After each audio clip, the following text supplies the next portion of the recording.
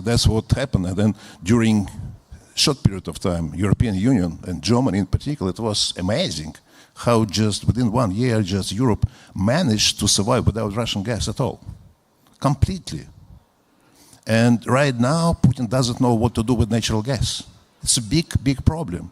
Last year, Gazprom has a loss of $7 billion, while just during 25 years, there was absolute profit.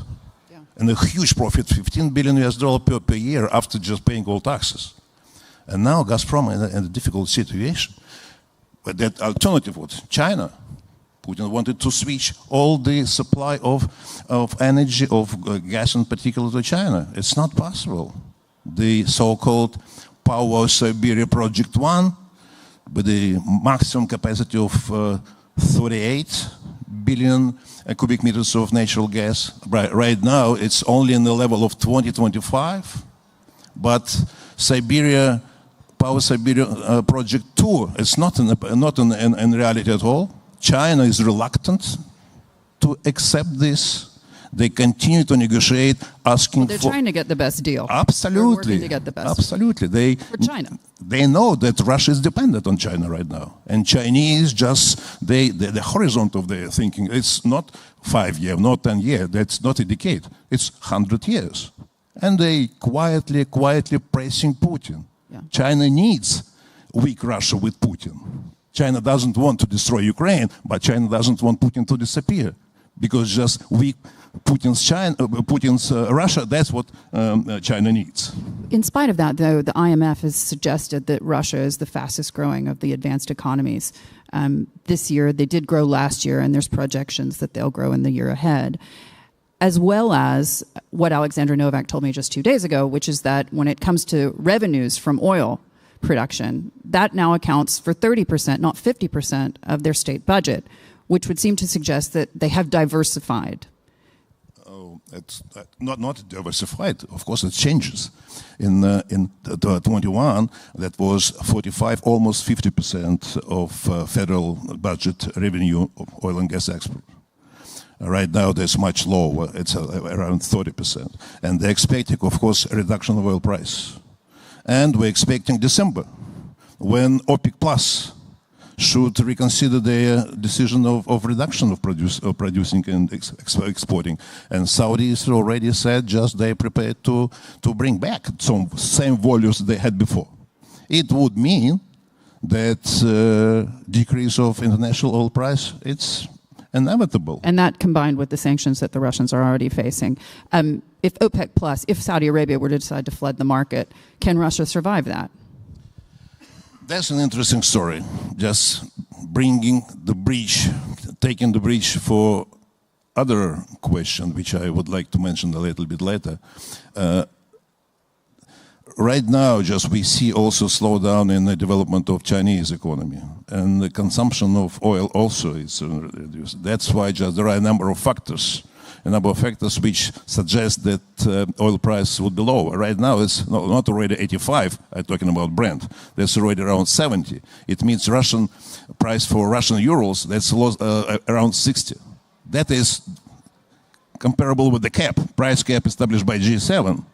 With these, they already facing the problem because just Russian budgets built up on the expectation of 70 of Russian oil. They're already running with the deficit this year. They already will start, in October, will start financing through the fund. So essentially their partners in OPEC Plus could do more damage than Western-backed sanctions. Yeah, that's what if the price stays here and runs with this and maybe lower, in this case, that would be a problem. Another problem is, of course, military expenditure, which is growing and growing. And for next the year 2025, they already just projection of the budget is another 27% increase. Of course, we deduct inflation like it is 10%, but still, it is quite huge. That's already 33% of the whole expenditure of Russian budget will be military, keeping the war. 6.3% of GDP. Yep. Is it sustainable? 6.3% of GDP, that's huge, but not catastrophe. Look at Israel. Israel lives with this 5% expenditure of GDP for the whole life. It is sustainable, that he can sustain. But the issue is... But unlike in Israel, he's not getting a massive amount of funds from the United States. Yes, but let's see just on the future development. Let's have a look. Well, let's have a look just on the let's come back to the green transition for European Union.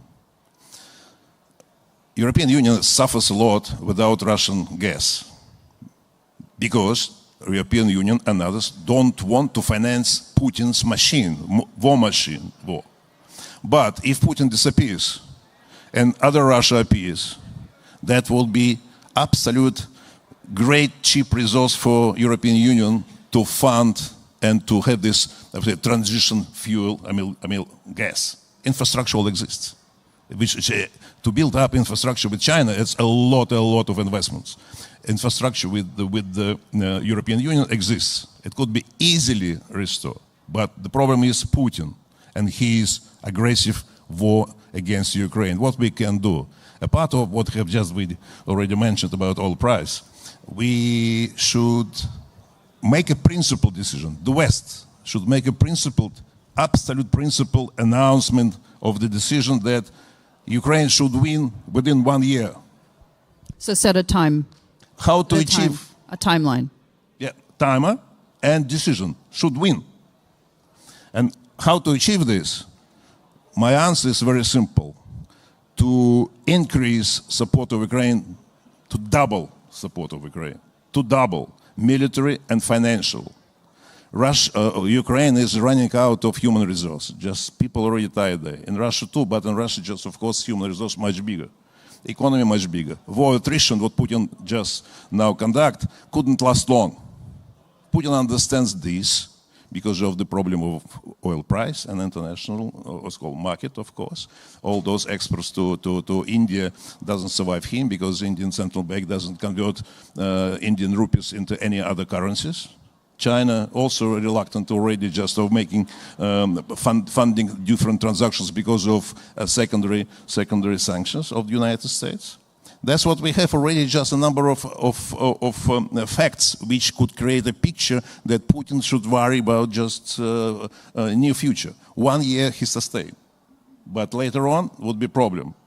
To make Russia as a potential partner for the future, we need to deal with the problem of Putin. Problem with Putin, that's war in Ukraine. To stop war in Ukraine, we should double support of Ukraine. In this case, there will be not 0.3% of GDP military expenditure. Putin had to level up, would have to level up just expenditure. That will be 15% of GDP. That is way to catastrophe. In your mind, what is the timeline as things stand today? Because this is a man who's now said he's putting 27% towards military spending. And his economy minister is telling me that the price of oil doesn't matter. If talking about just this aspect of oil price, which is crucial to Russia's budget and financial stability, if oil price continue to be 60, that's what already they were suffering a lot of, and the deficit will grow. But if oil price fall down even further on, it was last year, 2023, first quarter, when the price cap started to work, Russia's revenue, just price for the oil was 43, and it was 50% drop of revenue. That already was an immediate issue of running with the huge deficit, and they have to devalue the currency. And later they devalue from 60 ruble per dollar down to 100, and now just the exchange rate something like that. That means that it's very sensitive. And how long can he continue to pay for this war? I guess that's what I'm saying. Just if two factors work simultaneously, necessity to increase further military expenditure and decrease of revenue coming into, just like for the price of $40 per barrel. It means just 1 year, just by the end of 2025, they have no resource. no external funding, no internal funding for deficit, and the budgetary reserve will exhaust. Yeah. So in terms of the economics are that he's telling me everything's okay, we're growing, the IMF says we're growing. IMF and Russian authorities and all others were looking to the actual figures. Calculating on the methodology of IMF, it's correct. That will be 3.5% of GDP growth. But the quality of this growth, that's military. You produce tanks today, tomorrow it disappears. It's nothing for the economy. That's simply figures. Putin just destroys future. He destroyed already sources of investment, as I said, natural gas, the export of this and something others. That's already just a problem. And now they already reducing the projection for next year. Projection for next year for GDP growth. It will be not already 3% at 1.5. And inflation would be much higher. And having a look at the new budget, that's what be the budget of next year, budget of inflation. Right now, foodstuff inflation, that's 40%. Overall, around 9%, but foodstuff inflation, it's already 40%. People don't buy refrigerators and say cars every day, every year, sorry. But they spend for foodstuff, for medical, for medicine, for communal services and transportation. And if you take these four, what is half of population only use as their expenditure, you will easily calculate inflation as 30%. In the early days of the invasion, there was a lot of noise surrounding the impact both sanctions and the war essentially would have on the businesses of oligarchs. And there was a narrative in the West that these oligarchs are going to turn on him and that they will eject the president. That hasn't happened. In your mind, is that still a possibility? No, that was an absolute mistake. That's why just sanctions didn't work properly. Only, as I mentioned, just the major sanction which targeted Putin's budget, oil price cap, was adopted only in December 2022, while other sanctions didn't bring anything as a pressure on Putin. Oligarchs, what those people who just for sanctions, they have no ability to influence on Putin. Even Putin's friends, those oligarchs who are Putin's friends, they have no ability to influence on him. They simply, I would say, trusted managers of one or another asset, industrial asset of Russia. They have no voice to say something to Putin. Putin is KGB agent, and he works on this mentality. Soviet KGB mentality. So and that is only few people around him. You were prime minister for 4 years, so what about the Russian people? If those closest to him have no way to influence him, and we're talking about a situation where his economic vision for Russia would fail, do the Russian people have a say in this? Yeah. In my time, that was completely different Putin. And you remember what is at that time, just I wouldn't just spend much time on that, but we had excellent relations with the European Union. We had excellent relations with the United States. I even publicly said that I dream my country will be full-fledged member of NATO. We had excellent relations with the European Union. We had a joint session of full set of Russian cabinet with the Commission, European Commission. And we just discussed on that time just perspective. We announced us strategic partners. But 2005, 2006, 2007, Putin completely changed. He appeared to be as a real, not pretended to be a Democrat, but a real person who he is now, KGB. Style Soviet person. So the Russian people, you don't anticipate them able to push back? Putin got his support as 52% once in the year 2000. We all believed in that time. He is an energetic young leader who could run Russia and bring Russia for the prosperity just without mistakes as President Yeltsin made, etc. And he got all support, and he had a great opportunity to bring Russia to a real democratic country, powerful but peaceful democratic country, part of European Union. Not necessarily European Union, but Europe and part of NATO. But later on, Putin made some kind of silent contract with the middle class mostly. You peoples make your money in Russia and spend whatever you want. I don't touch you at all. And people, but his requirement was, don't step in politics.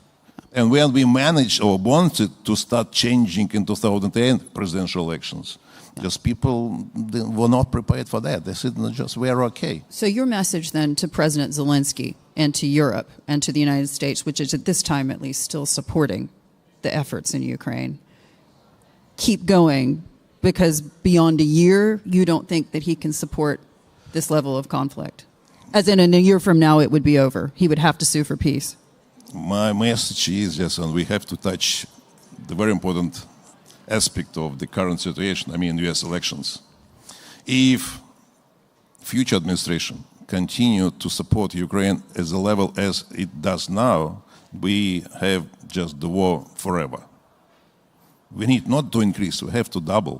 We have to understand who is Putin and just what the United States is capable. Right now, such countries like Estonia, Latvia, Lithuania, Poland, they spend 1% of GDP to support Ukraine. What's United States spending? 0.25%. It's twice less than it was in the Gulf War in 1991. It is much less than it was in the war in Vietnam, and I'm saying just in Korea. It's nothing for the United States. It is, of course, could be done by Germany and others. That's why just to double support, it is possible. It should be principled political decision. Yeah. The issue there, of course, is that Donald Trump has repeatedly said he wants to put an end to the war and that Ukraine will not continue to be funded in the same way, even that it is now. And even Kamala Harris has suggested that perhaps that level of support would not be as it is today. What does that mean? Ukraine loses? That is what is troubling me and troubling President Zelensky, I'm sure, and troubling just all Ukrainians, because just there is no visible way to get out. But and even in a conference like this, just people trying to compete each other with some kind of intellectual ways of settling the issue. There is no intellectual way of settling the war. Fight till the end. To do this, Ukraine has ability. They have their bravery. They have their resource. They have their experience. You should double this, and then just you can settle just all energy problem with the new Russia. Prime Minister, thank you so much for your time and for joining us. Thank you.